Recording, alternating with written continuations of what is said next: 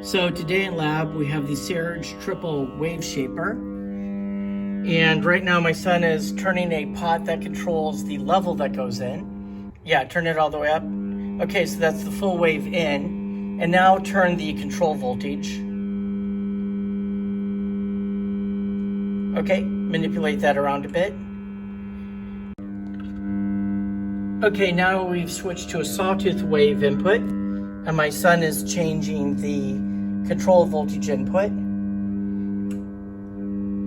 Okay, now put the control voltage input somewhere in the middle, and now change that pot that changes the amount of signal going in. So that's no signal going in. There we go. Yeah, that's wild. Hey, look at me, I'm composing music for Portal 2.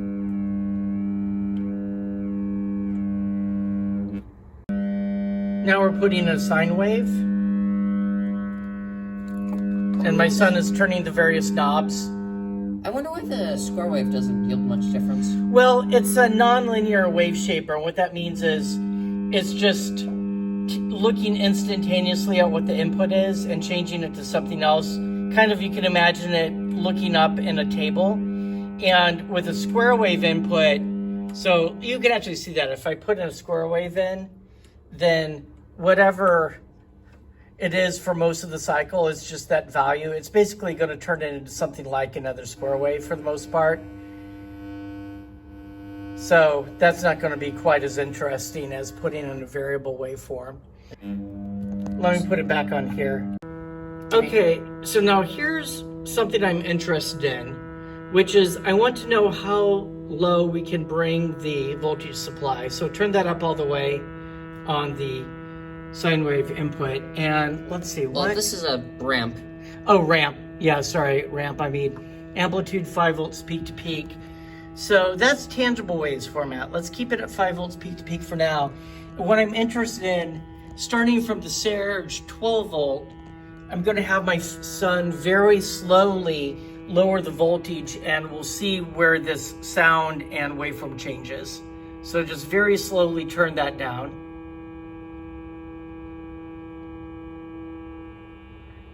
There we go. Okay, so turn it back up. And what I want to do is find the threshold where you suddenly hear a very slight change.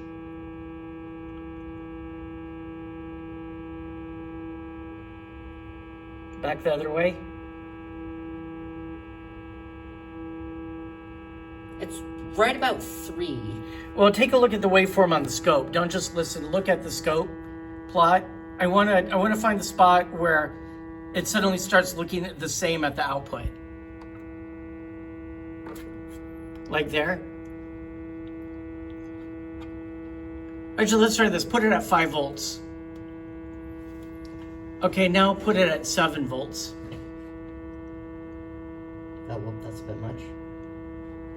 So when you went from 5 to 7 volts, it didn't really change a whole lot, did it?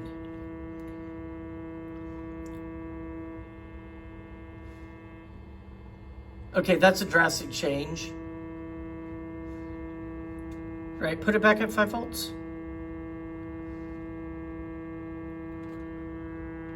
Now let's play a game. Press the plus 6 volts, that's our control voltage input, and turn that all the way up to 6. Okay, now go back. This goes up to 6.84. Okay, that's fine. Let's do that plus 20 again. Now turn that up to 7 volts. So we've got 5 volts power supply now. See what happens. Oh, did that change anything? No. See how low you can go before it's... Oh, there we go. So that's changing the power supply input. Put it back on 5.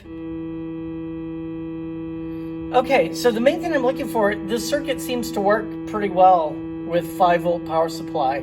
So it might be a good candidate to put into tangible waves format. Okay, so the control voltage we're plugging into is C. We've now switched it to B to see what that does. Okay, so we have the power supply back on 12 volts, and now my son can modify the new control voltage, which we're putting into another one of the control voltage inputs. So change the...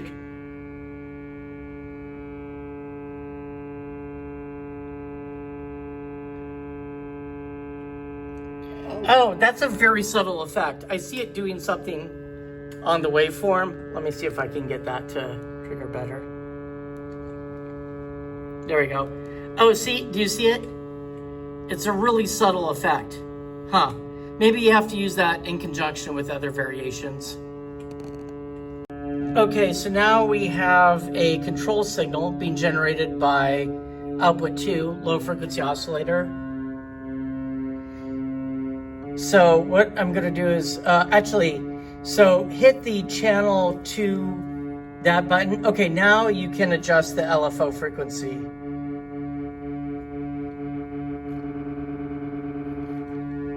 Keep going. More.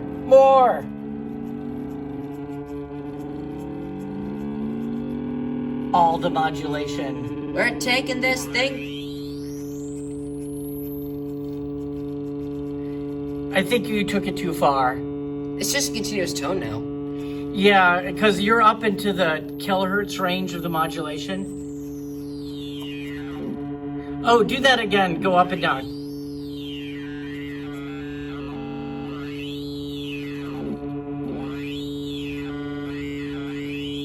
That's wild. Look at me, I'm Mike Moraski.